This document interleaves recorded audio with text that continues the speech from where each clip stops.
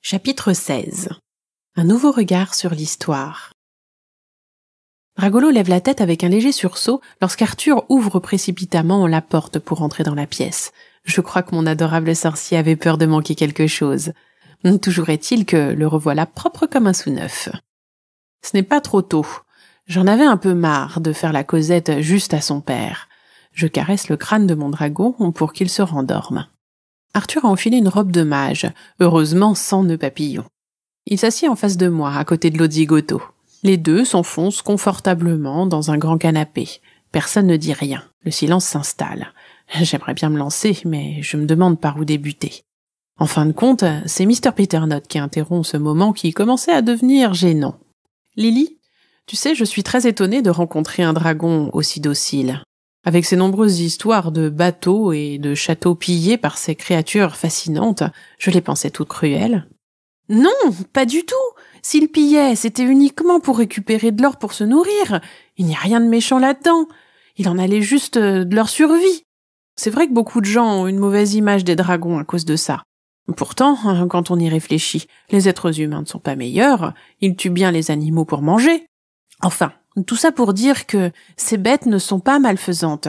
J'insiste sur ce point parce que c'est un élément important pour comprendre ce qui s'est réellement passé avec le grand-père d'Arthur. J'aimerais d'ailleurs vous raconter notre version des faits.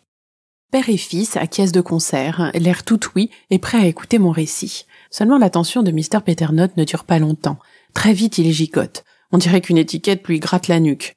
C'est vraiment un drôle de personnage. Enfin, je commence à m'y habituer. Je décide de l'ignorer et de continuer en me levant pour me mettre à mon aise.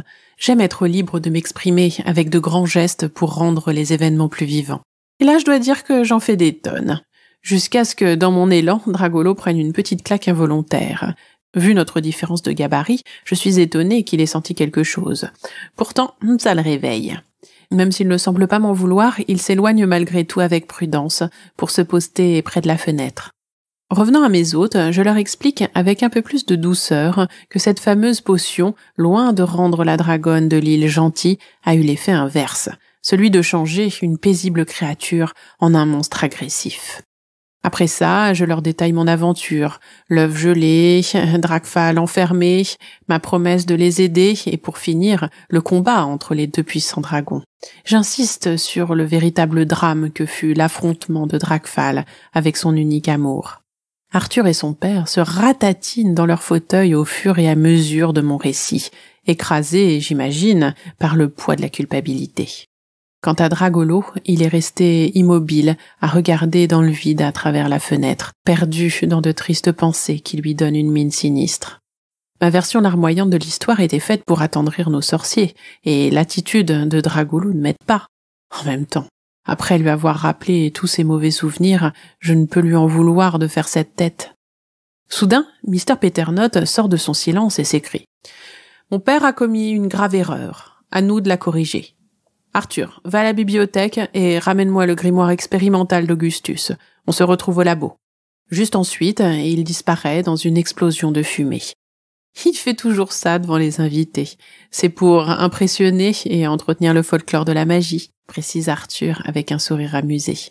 Une fois cette explication donnée, il se lève et s'exclame avec assurance. « Venez les amis, nous devons nous rendre à la bibliothèque pour récupérer le grimoire de Papygus. » Je m'attendais à pénétrer dans une immense salle où le plafond m'aurait dominé de toute sa hauteur, abritant un labyrinthe d'étagères débordantes de vieux manuscrits aux couvertures de cuir grignotées par le temps. Le long des rayonnages, je m'apprêtais à faire coulisser de hautes échelles en bois pour accéder au mystère que recelaient les différents niveaux. Mais pas du tout. En entrant dans cette fameuse bibliothèque, je découvre une pièce plus étroite que ma chambre, et surtout, totalement vide. Curieux, non ?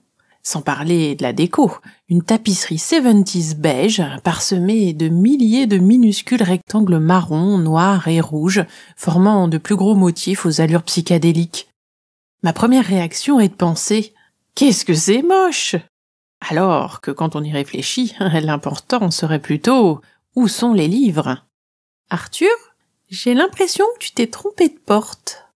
Dans la famille tête en l'air, je demande le fils, se moque discrètement mon ombre. Regarde mieux, insiste Arthur en tendant le bras vers le mur d'en face, tout en récitant une phrase incompréhensible en latin. Je repère quand même le mot Augustus dans son incantation. Enfin, je crois, parce qu'au milieu de toutes ces terminaisons en us, après quelques secondes où il ne se passe rien, l'un des petits rectangles sort de la cloison et grossit en se dirigeant vers la main d'Arthur. Volant à travers la pièce, plus il se rapproche de sa paume et plus il ressemble à un vrai grimoire. Je l'ai, nous pouvons aller au labo. Waouh! Je n'imaginais pas ta bibliothèque comme ça. Trop pratique! Du moins quand tu parles le latin.